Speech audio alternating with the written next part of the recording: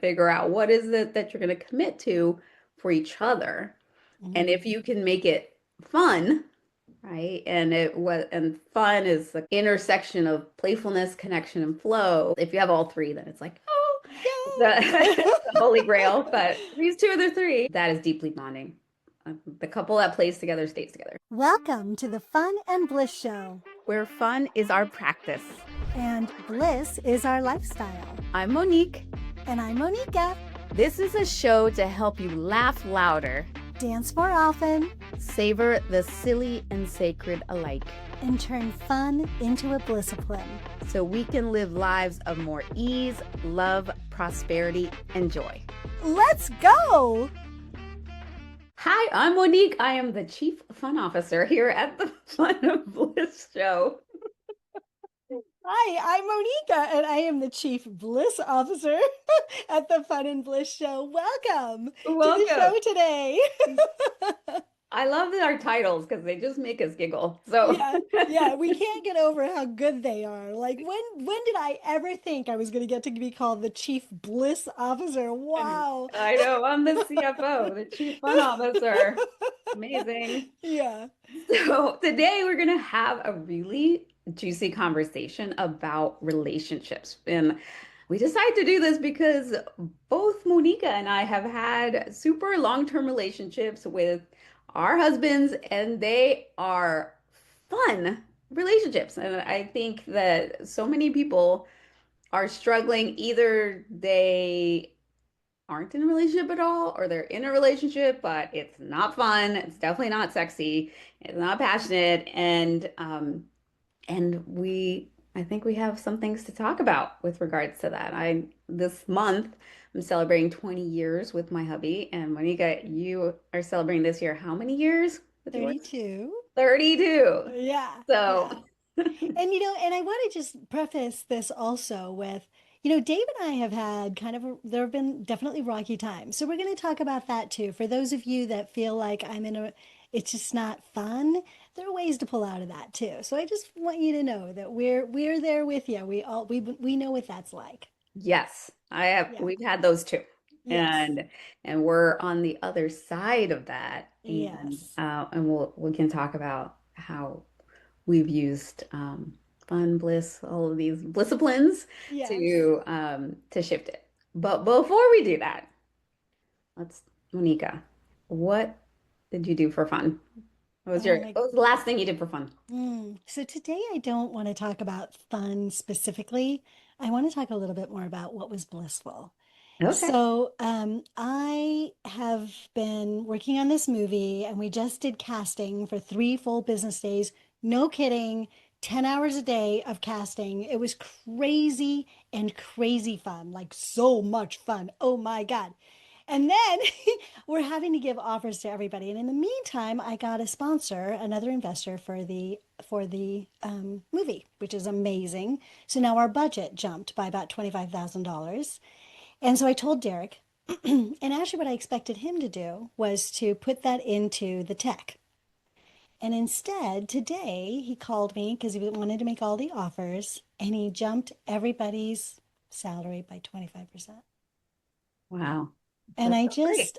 I just feel like that's the thing, is to really pay attention to the people, Mm, right? Like the rest of it we can figure out, but people are so important. And I was so proud that we did that, you know?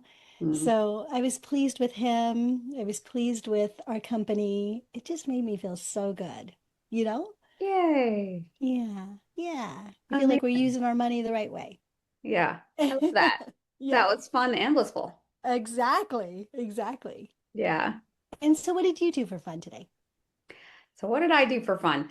Well, I'm going to talk about the fun I had yesterday because yesterday was so fun. After a long time, I finally finished my edit of my Fun is the Way book. And so I had to Yay! celebrate. Yay, it was so great. And so that was super exciting. And every time I told my kids, they pulled out the 30-second dance party. That was their idea. And they're like, let's dance and celebrate. And I love that they're so trained for that. But I had one with each kid.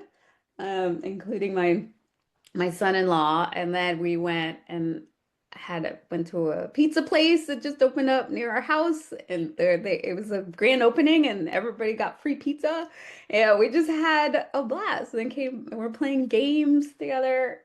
Just had so much fun. So I just celebrate all of that. Well, congratulations Yeah, too. That is thank such a you. big accomplishment. Thanks. Everybody is going to want to read this book. So I'm so excited that you're done. It's coming. Yeah, yeah. Yay. Yeah, so hopefully by the time this is out, this show is out, we'll be able to read it. But so that was fun. And now we're getting into a really fun conversation about Mhm. relationships And love. and love. How do we do love? So before we get into the how do you stay long term and then keeping it fun and getting through the not so fun times, because life's us. I want to talk a little bit about getting into a relationship and how fun and pleasure were part of that process. It's been a long time for both of us. We were just saying that before we Yeah, it's like started it's been recording. It's like, it's been a minute since we dated. a while. Exactly. But we both still have stories and the principles apply. Yeah? Yeah, absolutely. Yeah. So, you want me to start with my story, then you can share yours? I wouldn't mind. Yes. Okay. I'll help jog my memory. It's been a minute, right? Because I It is. actually, it was April 2006 when I went on my first date. Wow. My last first date with my husband. And but before that, so going back 2005, 2006, I was working as an attorney at the time. I was in a big law firm. I was working like a manimal. So I was spending a lot of time in the office, a lot of time on my computer, and I was thinking that and I was not interested in anyone in the office. So I was not going to meet like the way I was going to meet somebody was online. And this was pre-apps, but there were online dating sites and things like that. So I was, with the little free time I had, I would go on these dates. And it was initially not fun. I was not having fun with it at all. Felt like job interviews and it was dreary. And I actually started not a podcast, a blog. I started a blog around the time called Online Dating in LA. And I would blog about my crazy dates. And what I found when I started to blog about it is, and the drama is that I started to get a lot more drama because I think what you focus on, you get. And I did Absolutely. not want that drama. I realized I was like, wait. Because I started to write, and then my dates, they were getting weirder and weirder, and like not, it was good material, but not good life. So I thought, you know what? No, I'm not doing this. I don't want to talk about or think about what's wrong with these guys, how this isn't fun, how they're crazy. I, I decided that I'm going to flip the script in my mind, and I'm going to really focus exclusively. So I had created this list of what I wanted in an ideal partner. And I'd been focusing on what was wrong with them. All right. Oh my God, this guy spent the whole time talking about himself and that one. Blah, blah, blah. So it was all about what was wrong with them or he did this crazy thing. And I would blog about it. And instead I went, okay, I'm just going to focus on how they are what I want. They might not be it, right? But I'm gonna just very graciously just appreciate how they are showing. Oh, he paid for for our meal, and that's generous. And I'm looking for somebody who's generous, and he was kind, and he was good looking, or whatever it was. So I would just focus on the things I liked, and really focused on having fun. So I did, whether it's a 15-minute coffee date. I'm gonna enjoy as and have as much fun as I can. I'm gonna appreciate the hell out of this person for how they are, what I want. And then if usually it would, and I will then like graciously let them go. That's like, thank you so much. You're great. And they were all really good people, and they were lovely men. They weren't always like who I wanted to spend my life with, but I could appreciate them. Sometimes I had a few that they were like, this is good. I have a group of girlfriends that are single. You want me to like, I'd be like, hey girls, I just, met this guy, not for me, but anyone interested? And I would like, they all left happier, right? And so did I. And very shortly after I started to focus on having fun and loving them and focusing on what was good about them, Peter showed up. And my husband, there's a whole crazy story about how, we eventually met, but it was maybe two 2 weeks max after I started to really focus on just having fun and enjoying my dates. And he showed up. So and he was it. I met this guy and I just had this knowing, oh, that's that's him the second I saw him. So Yeah. that was yeah, that was how fun Wow. led to my relationship. So I am amazed at how similar our stories are. So I know I am fortunate because fun has always, like, that's how my parents were. They brought us up with this, like, have fun every single day. They modeled that. So I was really lucky. So fun has always been a big piece of my life. And so dating was always fun for me. Mm, And that was one of those things, is like, that was different about me than all of my girlfriends, is they would get together and want to gripe about men, and I wanted to brag about the guy that I had just gone out with. I wasn't going to spend my life with him. I may not even go out on a second date with him, but he was cool, and I was finding all the ways that he was cool, and we had fun. And I think that that was very attractive to the men, because I will just say I was proposed to 14 times. you win. I think they liked that. But Yeah. what was interesting is I'm a Me Too girl also. I've been assaulted also.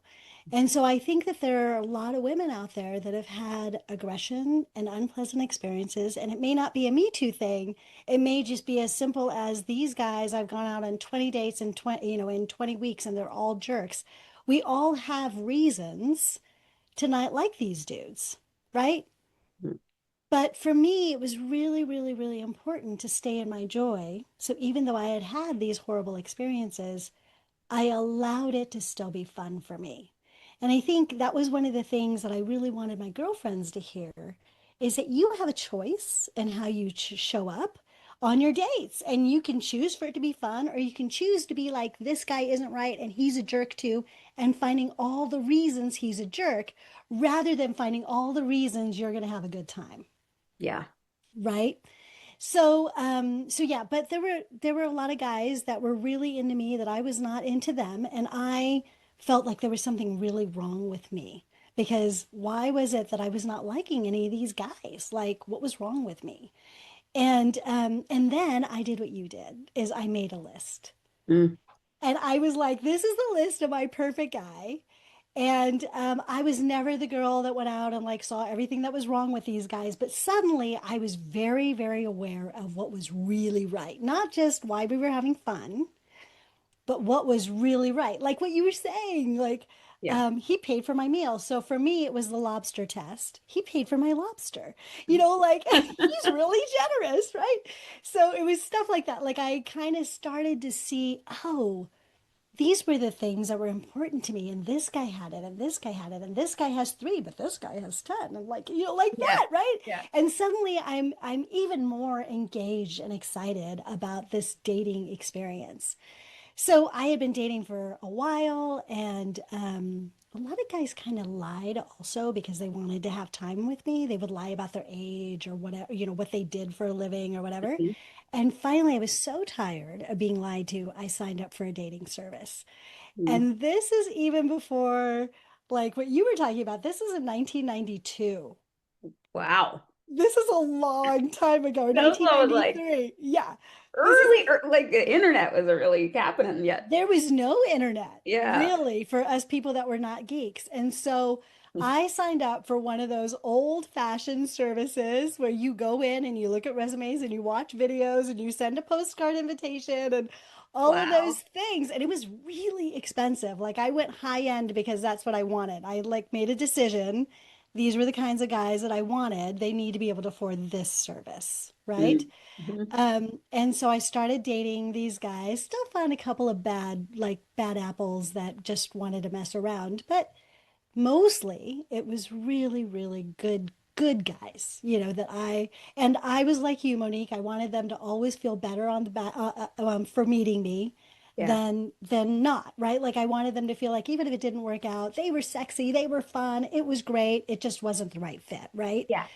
So I was very, very focused on making sure everybody I went out with, and that was all along, that they felt good about it.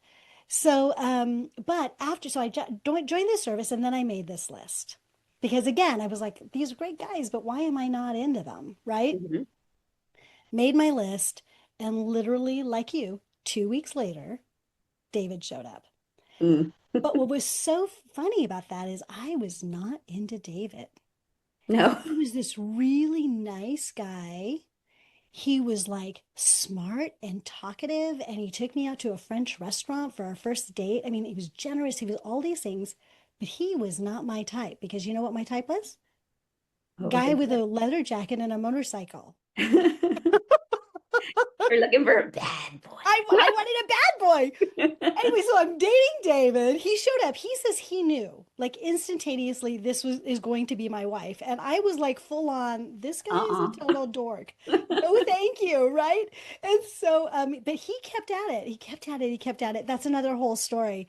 But one day I was out with a girlfriend of mine, and she was like, how'd that date go with Dave?"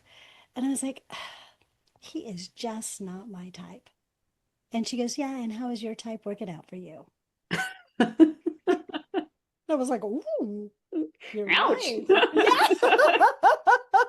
And so David and I started dating a little bit more, a little bit more, a little more. There definitely was a turning point, but the rest is history. We've been together for now 33 years, but 32 married.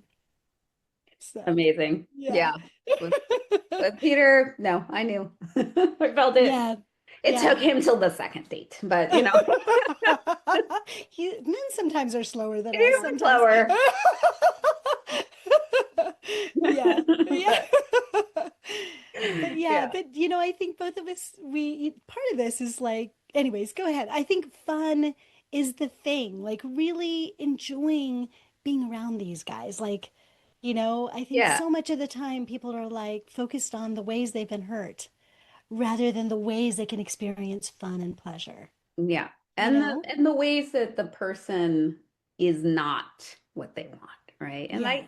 I get it where it's a discriminating exercise, right? So it's trying to Hmm. figure out it's like who will be the person, but Hmm. I could that I think for both of us, when you focus on what is good about that person, they like light up They and it's love you. they love you because it's Yeah. so unfortunately unusual for Hmm. women to show up like so, just appreciating and anybody likes that, right? It's so good Hmm. to have somebody that can just see what's great about you and be into what is great about you. It just makes you blossom.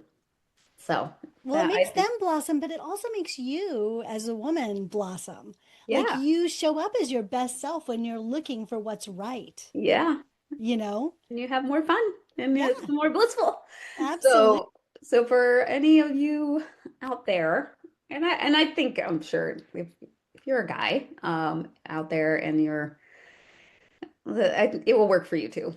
I think this will work for anybody, but just focus on having fun, focus on what's right and enjoying this moment, even if it's the only moment you'll have with this person, right? And that's Yeah. actually a really important point because I think a lot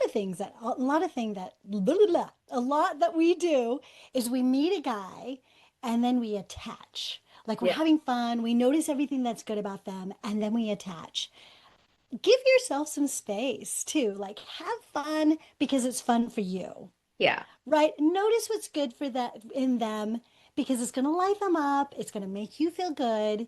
But it's not that every single guy, like you said, I'm going to marry every one of these guys, right? But that doesn't mean that we can't have a good time.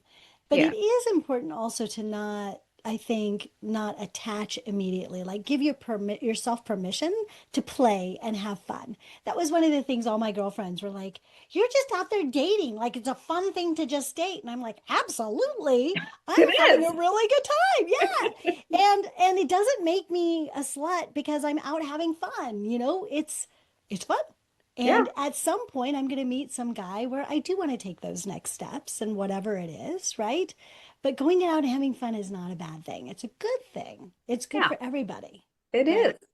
Yeah. And yeah, and I like your point about it not not being attached. So even though I met Peter and I had this knowing, like, Hmm. oh, that's him, I think. My philosophy is it's this or better. Right? This or This or better. I feel better. like the universe, God has something for me. It's and if I think it's this, but if it doesn't work out, it's because there's something better. So I was really excited about Peter, right? It felt so good, it felt so right. And I was like, oh my gosh. And if it's not him, because he was all the things on my list and things I hadn't even thought to put on my list, I was like, but if he's not it, there's better. Like I Really? can't imagine better, but Yeah. I'm here for it, right? So I was really open, and that we had one issue kind of started, towards the beginning, and it's kind of weird. I had to go to France for a wedding, and we were having trouble connecting on the phone, and he got upset, and then gave me the silent treatment for a little bit, and I had this like conversation with him, like you were great. And this I can't do that, right? I can't get ghosted. That's not like that. I'm not okay with that. And I think you are a phenomenal person. And I am having a great time with you. And if this isn't right, like that, this behavior, that does not work for me. But so if this isn't right, I want you to go and have a great life. I want the best for you and we're good. Like we the other way, but this here, yeah, that's not gonna work That's for not me. working. But I've had those conversations too. These are my yeah, boundaries, yeah, I was like, right? this this isn't okay for me. But and I think like what we have here is really amazing. And I just like I wasn't attached. And I mean, I was like, you know what I mean? Like I Hmm. wasn't attached to that outcome. I knew if it wasn't him, it was something even better. And he he never did that again. 20 years later. We're still phenomenally happy, but that's yeah, And I I think think that's such a yeah. good example of setting boundaries at the very beginning. I think Mm, so much of the time when we're dating, we're trying to be like our very best self and we would just want to please and we like that guy and there's all these things. But the problem is that you do all that stuff in the beginning, and now that's what they expect for the rest of their life. Like yeah. it doesn't change. Guys are really interesting that way. They see us, they fall in love with us, and that image of you stays with him forever. Like I've got wrinkles and I look different and I've changed. He still sees me as that gorgeous 25-year-old that he met that was a dancer and just had all this energy. So even now, I have pain and I have stuff. He still sees all that beautiful energy. And certainly he's allowing me to change and that, things have gotten better, of course. But that person that you show up as is very likely the person that he, if he falls in love with you, is going to see for the rest of his life. So if you're that person that's just like, oh, sure, you can ghost me, it's okay, or I'm going to cook all your meals, or I'm going to, do this, or I'm going to do that, or he's going to remember that. So really, I don't cook. And that was very clear from the very beginning with David. You are going to take me out to dinner every night of the rest of our life. And and he was okay with that. But that was kind of a boundary for me, right? It's weird boundary. I get it. That was weird. But it's but it's still like one of those things. But I was really honest about it. And he could fall in love with a woman that he kind of knows what he's getting, right? Yeah. And for you too, you're like, I've got this boundary. You don't get to ghost me. If you're having an issue, you talk to me about that, Yeah. right? Or if I'm traveling and that's a problem for you and you can't come, you're going to need to talk to me about that because I travel. That's my thing, Yeah. right? So I had to have that conversation with David. So setting boundaries in a beautiful, kind way, like I loved, you're like, you're great. I adore you. And this isn't going to work for me. So you make a choice, Yeah. right? And you can do that. If you're not too attached, you can do that. You can set your boundaries. You can be real. Certainly, we're going to show up as our very best self. But there are places where we draw the line, and make sure you draw the line, Yeah. you know? This also reminds me of another story from the beginning about being like authentic in yourself. So I had that first date with him and I walked in, I was like, ah, I think that's him, right? And Hmm. that's the guy, which on the like there's a part of me that was like, that's him. It was very zen. And then there was another part that was like, oh my God, I was freaking out, right? Like, like so the freaking out part at the time I was coaching with this woman, Regina Thomas Shower. She goes by Mama Gina. So and we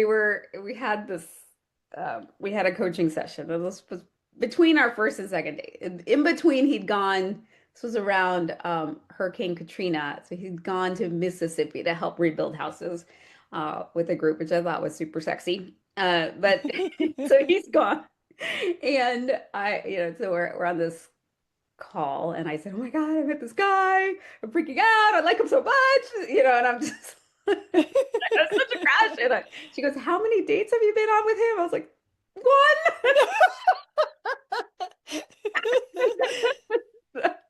And she gave me, and I was like, "Well, what do I do? How am I supposed to be? I'm just like, I feel crazy. I have such a crush." And she says, "Okay, here's your homework. You're gonna tell him you have a crush on him." Mhm. And I went, oh my gosh, what? And this is around the time of that book, I think the rules, right? Like you're not Uh-huh. supposed to, like you don't call somebody back for three, there's like all this stuff about how you have to be a certain way, Mhm. right? And I was like, what? I'm supposed to just tell him?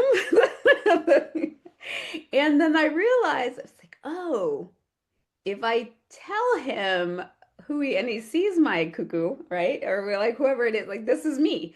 And if I'm just honest, and then he's either gonna like who I am or not. But it's like, isn't that better? Because if I'm trying to be somebody else, then at what point do I actually get to be myself? And will if he likes that other version that's not me, what is though it made sense. I was like, oh, I guess yeah, I should just be honest and be myself. It seemed revolutionary, but that was a big awakening at the time. So he had sent me this email with some pictures of him like busting through walls and electrical, and he looked really hot. And responded back and I said, "Wow," period. And then like next line, "I have a crush on you," period. And then it sent. And then I kept checking like every 10 seconds to see if he Oh my God, responds. what's it gonna say? Yeah. I was like, "Oh my gosh." And maybe a half an hour later he responded like, "What are you doing on Tuesday night?" And then that was our second date. And later he told me that he didn't know if I was being sarcastic or he wasn't quite sure what that meant. He was like, "Did she think I was being weird with the pictures?" But anyway, but I felt like after that, I, I had this honesty and an openness with him that I hadn't had before with any other relationship because I was like, oh, I get like being myself is the best way to to do this Well, game. that's who you're going to get to be with him for the rest of your life. If you guys get Yeah, married, you have it to be was. yourself. And Mhm. yeah, Yeah. so So that's a that was beautiful story. I love that. yeah. So anyway, so fast forward.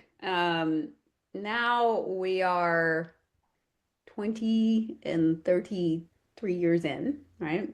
And we were recently in Bali with our Mm-hmm. husbands.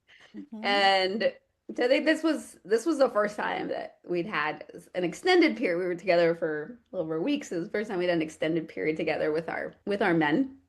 And it was really lovely to see your relationship. And that's partly why I said we should have an episode about this because it was, and I think we both have this where our interactions are really loving and they're fun and they're caring. You know, sometimes you're with some couples and they're like they have these like barbed insults at each other all the time, and it's just very uncomfortable. And you're like, "Hey, what's Yeah. happening?" Like, and you're like, does not feel healthy. And there was, but what I noticed with both of us is there was a lot of love and it was fun and it was comfort. And I thought let's have a conversation about how do you keep that long term, even when life has those ups and downs, because life definitely has those ups and downs. Yeah. It, I'd love to hear, some of your lessons and learnings from the past 3+ decades. Yeah. Well, first of all, thank you for noticing that. I feel so that feels really yummy because I noticed that about you too, you and Peter. And you don't ever want to judge couples because you don't know what their interactions are and what goes on in closed doors and who they are and stuff like that. But let's be honest, it is nice to be around another couple that feels like they're still in love, like they still love each other. I know I had a couple moments where I barked at David, but I had a moment. It wasn't that's how we are, right? Yeah. And so I think, it is really lovely to see that. So thank you. Thank you for that recognition. And I felt the same way. For me, there's a couple of Blisciplines that David and I follow through thick and thin. And I've talked about this on another show. We do date night. Like we have been doing date night once a week, rain or shine, whether we hate each other or love each other. And there have been moments when we hated each other. Mm. That's natural, right? We've been together 33 years. um, so no matter what, we had date night and we were committed to that. Like there are so many good reasons sometimes to not do it. Like I tell a story about I was running an import business and I was selling it in the day that retail was the big thing, where I would go to these retail shows all over the country selling my products. And I would be gone for weeks on end. But if I'm gone for weeks on end, I'm still flying home one night a week for date night with David. Mm. And so it was a harsh commitment at that time. It was really hard on me, but my relationship was more important than the rest of it because you know what? Businesses come and go. I wanted my marriage with me for the rest of my life. And so, seriously, making it a priority and not the one thing that I didn't do is say he will understand because he would have. Mm. He would have understood. And eventually he starts to feel like he's not enough because I keep expecting him to understand that Yeah. there's this other priority. And so even when it was hard, and he talks about it, he'll say that it was so fulfilling because I was gone so much. It was really a big deal to him that I made him that kind of priority through all of that stuff. So Mm. that's one of the Blisciplines I have to say. And you know what? I went through 14 pregnancies with him. Things were really hard. Yeah. There were times where I did not want to live anymore, and I was not fun to be around. And we still did date nights. And even if it just meant we were sitting together, holding hands, watching a movie, not interacting, but telling each other we loved each other, even when we weren't necessarily feeling it, it kept us together through the really, really hard stuff, you know? So that date night, I think, is the biggest commitment that we made to each other that we have kept. And Mm. I think that's the other thing is when you make a commitment, you keep it, you Yeah. know? There's another commitment David made to me as my wedding gift when we got married. that night, the wedding gift was, Moneeka, you will never scrub a toilet. You are my queen and you will never scrub a toilet. And I was like, whatever. But like, we were so broke when we started off together. He still allowed me to hire help to clean the house. We did it only once a month, but it was so helpful. Mm. But when I really, really saw this was during COVID. I think I told you this story. So we were in COVID and I was like, I don't want to clean the house, but we couldn't have our cleaner come in. And I bought one of those little things that you put in the tank to keep the toilet clean. Yeah. And I would do that like once a month. And I was like, wow, the toilet looks so good. 2 years later, I was telling somebody this, and Dave was like, oh, it wasn't those little things that you were putting in the tank. So he was scrubbing the toilet so that I didn't have to keep his Oh, commitment.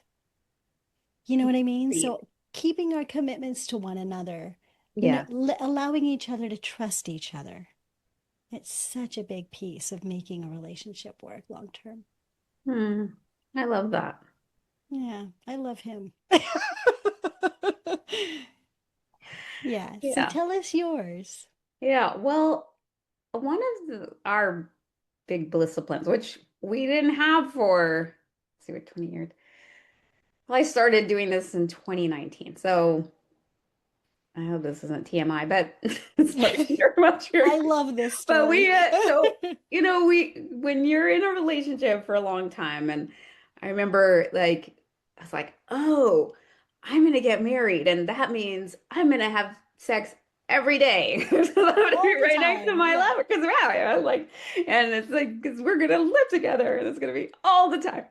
And it was it was pretty good until then I had a baby, and and then there's a baby, and then the baby gets older, but then it was like, well, now the baby's 1, 2, 3, 4. And there's still like, it's definitely not every day, and then it was like not every week, and then it was not every month, and it was like a few, it was like, this is very sporadic, and not great. And I remember it's like, I love this person so much, but it feels like I have a roommate, um and that's, we're just friends, and I don't know if I can to live with this for the rest of my life, having kind of a platonic relationship. It felt like that. And so, in part, there was a book called The Queen's Code by Alison Armstrong, and it's a novel, but there's a conversation in there that we followed, and then we made a commitment to each other to make love every day, and we figured out when that works for us, and it is our Bliscipline, and it just brought back our passion and our, and that's our commitment to each other. We don't always go out and have a date night, but we connect in this way Hmm. together every day.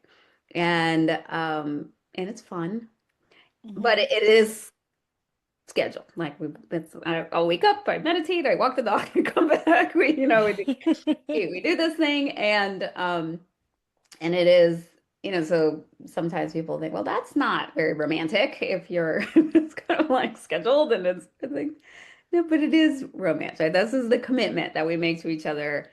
Like, this is how we show up for each other every day, even when we might otherwise not feel it. Because if we just waited until we felt like it, then that was what was happening before, and it was not okay, right? Well, and I think with the date night and with this, Yeah. part of romance is scheduling and romance, Yeah.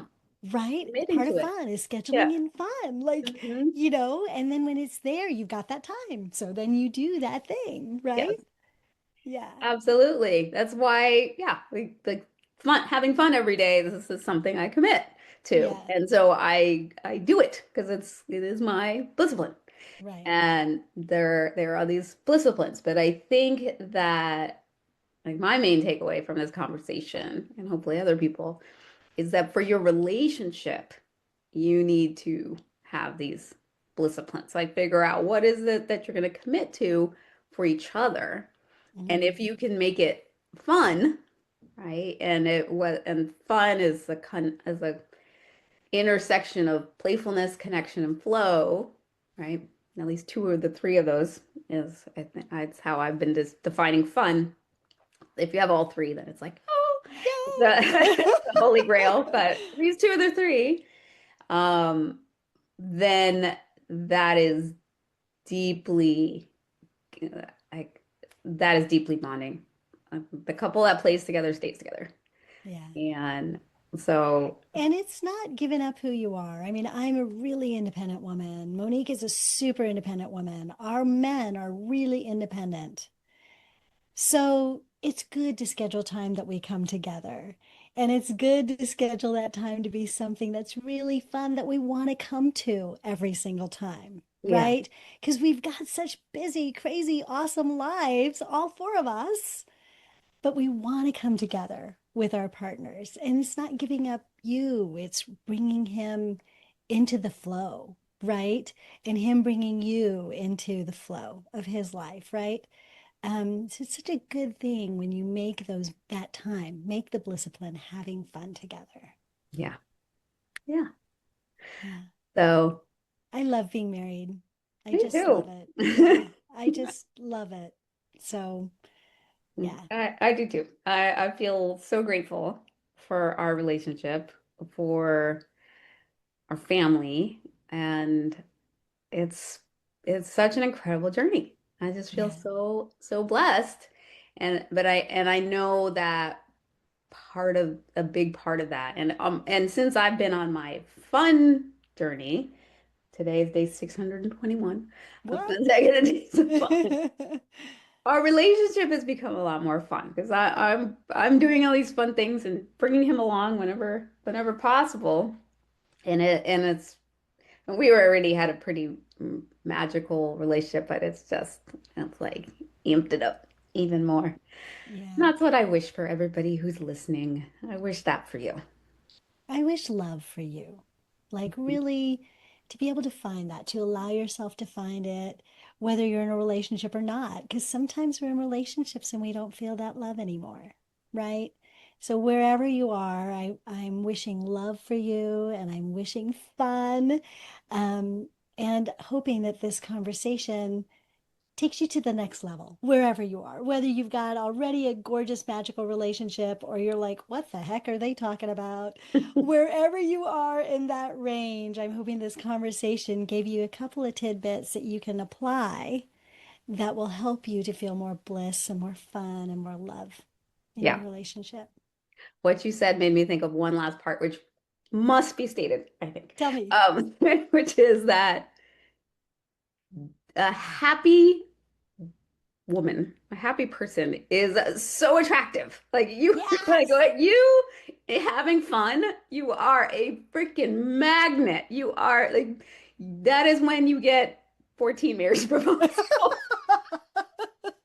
I'm not sure I should have That's like said people that, but want, so like a happy woman is so magnetic, right? It's just because people can't, like a lot of women, I'll just say women, they expect their men to make them happy, right? So they're not happy, but they expect this relationship that'll complete them and that'll cause them to be happy. And that's a lot of pressure because nobody else can control your happiness other than you. But when you show up already happy, oh my gosh, that is, yeah. it's like, And they have the opportunity to add to it.